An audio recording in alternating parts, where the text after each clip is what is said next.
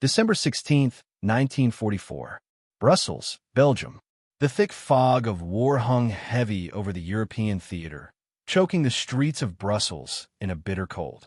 Inside a modest, dimly lit office tucked away behind the military lines, a young telephone operator sat at her post, her fingers brushing across the receiver and pressing down on switches that connected lives, destinies, and entire armies. The hum of the wires, the subtle clicking of her switches, and the constant static from distant calls filled the room, an ever-present reminder that each click could be a life-or-death decision. Her name was Claire Duval, and her job was simple, but the consequences of her actions were not. She wasn't a soldier, nor a general, nor a strategist, but in her hands, the fate of thousands of men, of entire battalions, rested on an unseen wire. The Allies were fighting tooth and nail to keep the Germans from encroaching further westward, and Claire, like thousands of others working in military communication centers, was an unheralded cog in the machine. Yet, what most people didn't know, what history would forget, was that sometimes it wasn't the generals who made the difference, it was the operators. It was the middle of the morning, and a large influx of calls had been routed through her desk, as they were most days. Orders, communications from different military bases, status reports, all were part of the relentless pulse of the war. Her mind had long since become numb to the constant flow of information. She'd learned how to compartmentalize the world outside. In this room, the noise became something almost tranquil. Her world was simple. Her job was to listen, to direct, and to make sure no message was left misdirected. But then, just before noon, something different happened. The telephone on her desk rang, its shrill sound cutting through the monotony. Claire had learned not to jump at the sudden noise, but something about this call immediately caught her attention. The voice on the other end was different. It was crisp, tense, almost mechanical, as though the person speaking was under extreme pressure. The operator was used to military jargon, the cryptic phrases, the coded language that often passed through her lines, but this call was unsettling. There was a pause. The voice, a male officer, judging by the tone, asked for a direct line to another command center, but the instructions were unclear.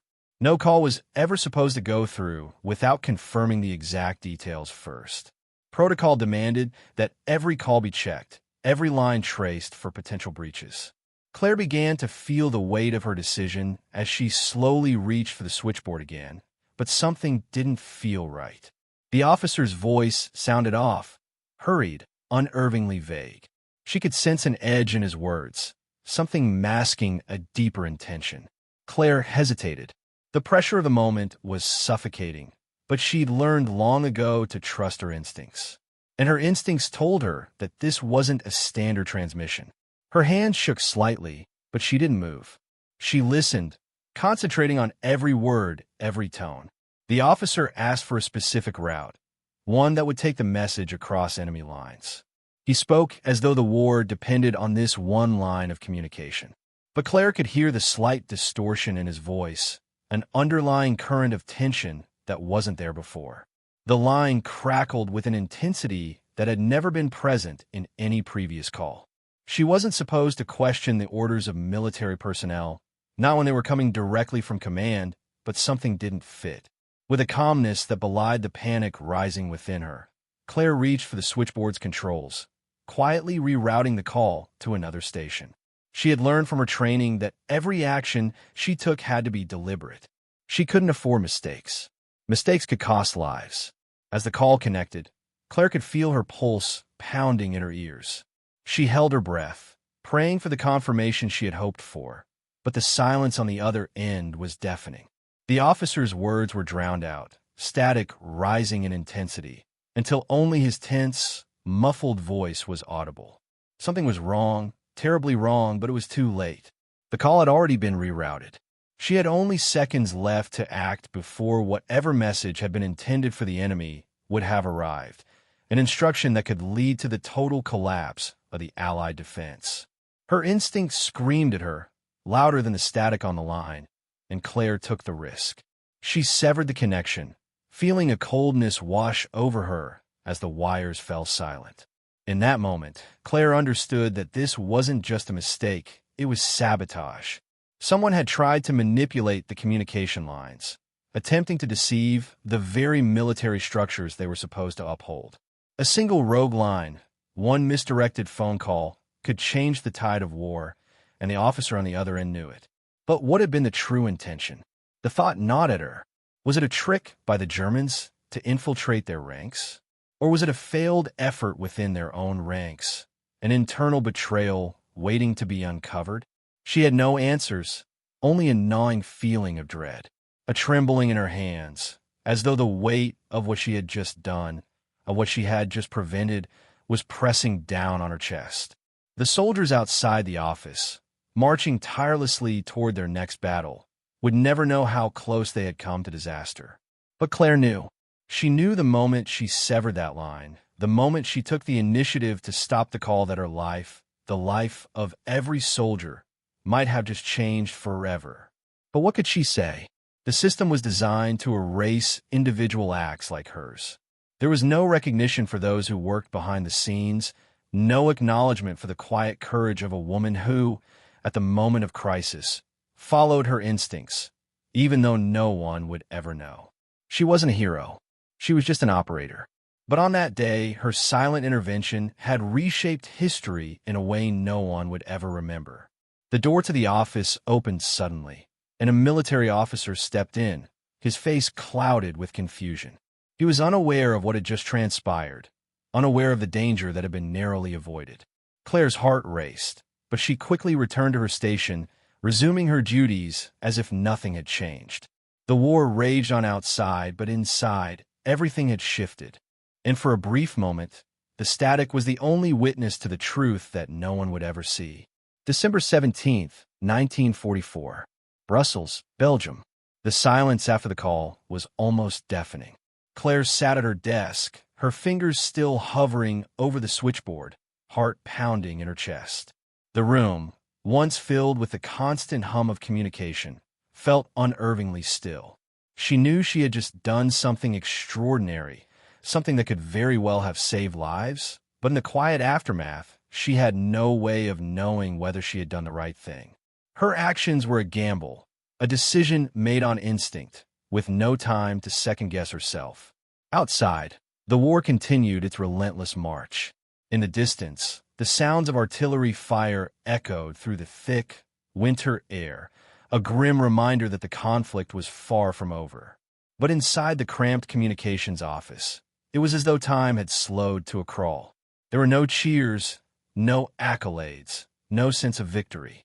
The only thing Claire could hear was the steady click of her fingers on the switchboard as she reset the connections to resume normal operations. And the overwhelming question that lingered in her mind: had she just avoided disaster, or had she made an irreparable mistake? She couldn't afford to think too much. There was no room for doubt. Every moment, every decision in this job was too critical to second-guess. The war was brutal in its speed and scope, but it was also unforgiving in its demands for precision. Claire was an operator, and she knew her role was simple: follow the protocols, connect the calls, and keep the information flowing.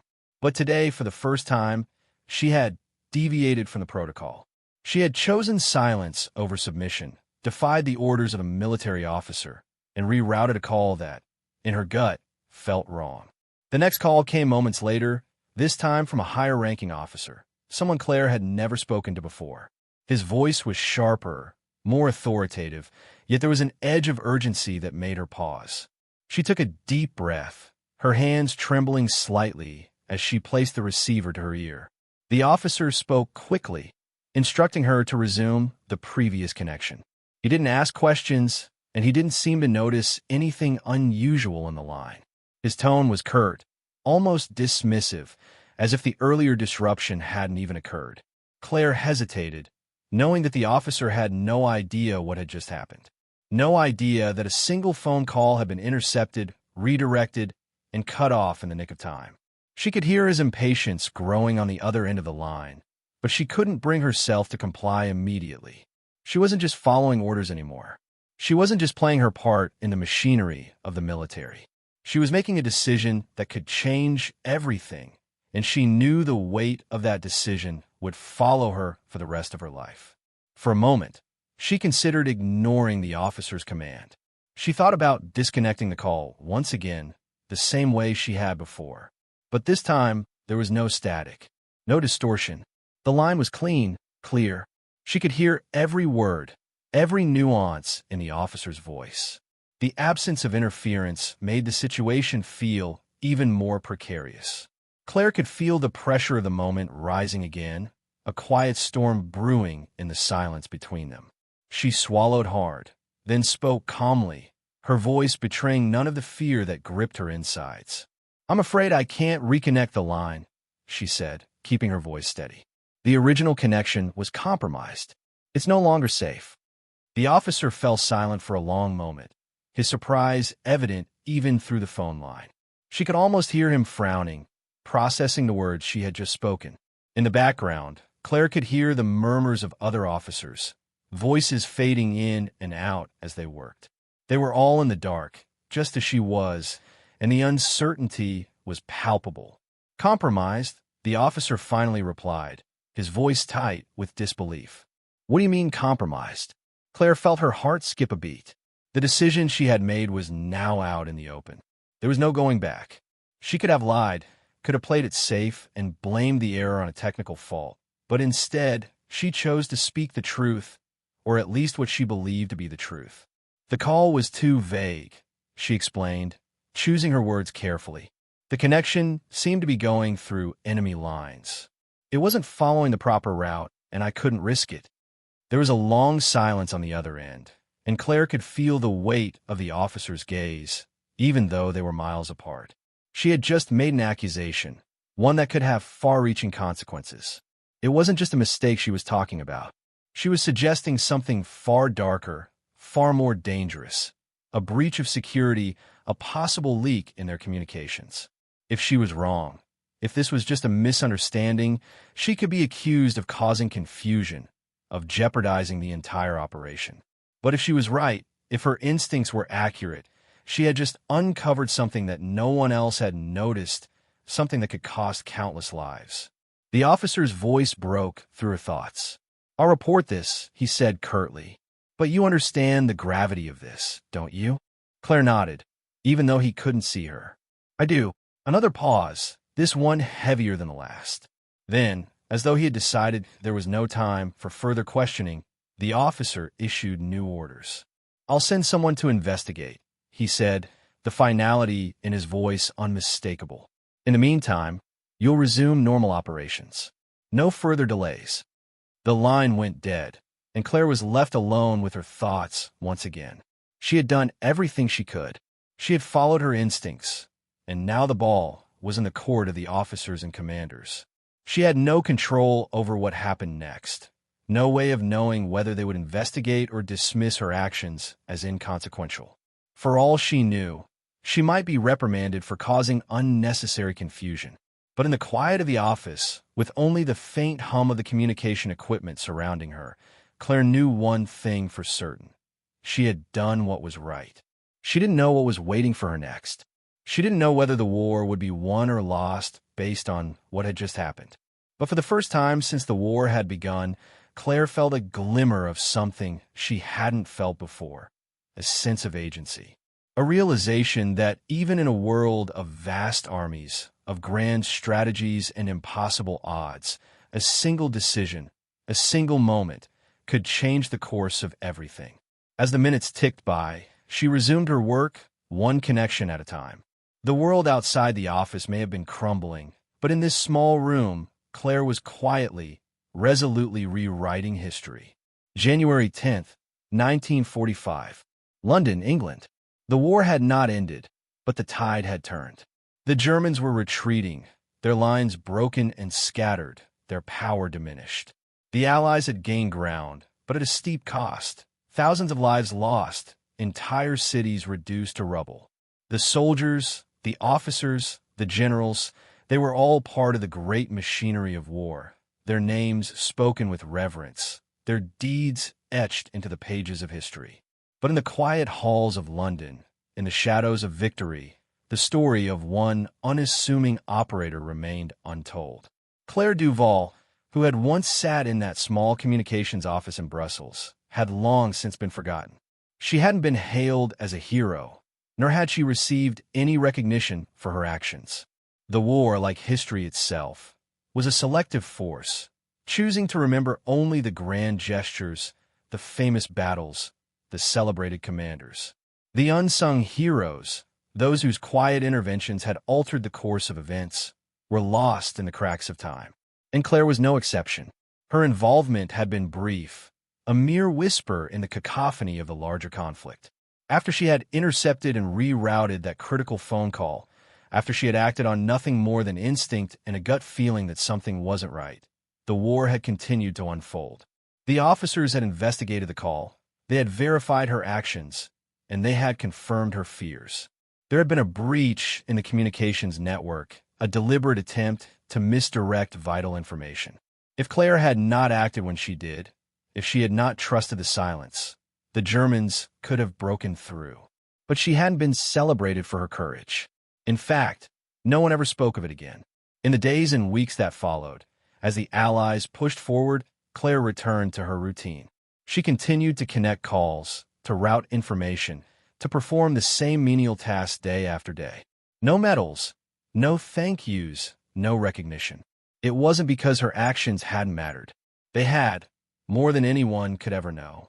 But the war was too big, too fast, too unforgiving to dwell on the small moments, the quiet acts of defiance and brilliance that so often altered the course of history. There were battles to win, orders to follow, victories to claim.